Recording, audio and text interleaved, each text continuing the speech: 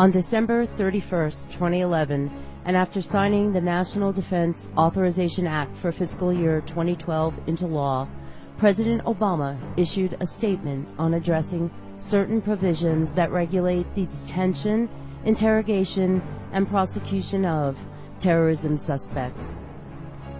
So, according to this legislation, who is a terrorist suspect? Let's see what it says. An associated force, as we interpret the phrase, has two characteristics to it.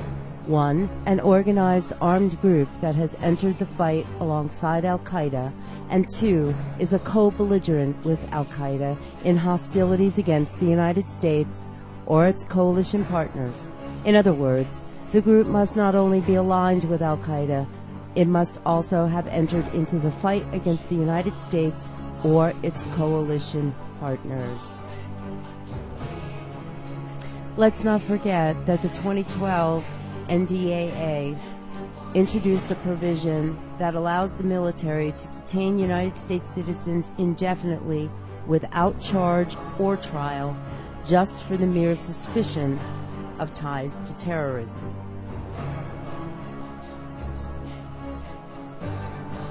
I think those definitions supplied enough ammunition to indict the following under the NDAA.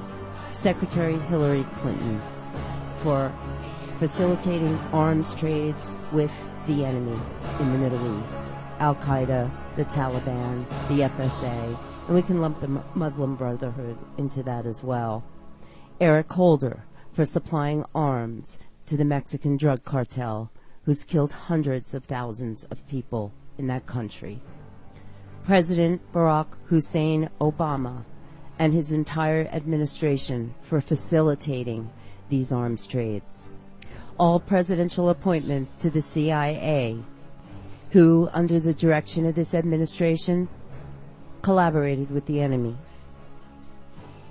Defense Secretary Leon Panetta for assisting the enemy while our troops were killed in Benghazi. President George W. Bush, for on the day of 9/11, he whisked the Bin Laden family out of the country secretively. As I watched Hillary Clinton testify, or I should say, lie through her teeth about what she knew or did not know at the Benghazi hearings, I was sickened that this is what our country's become. The hypocrisy of government.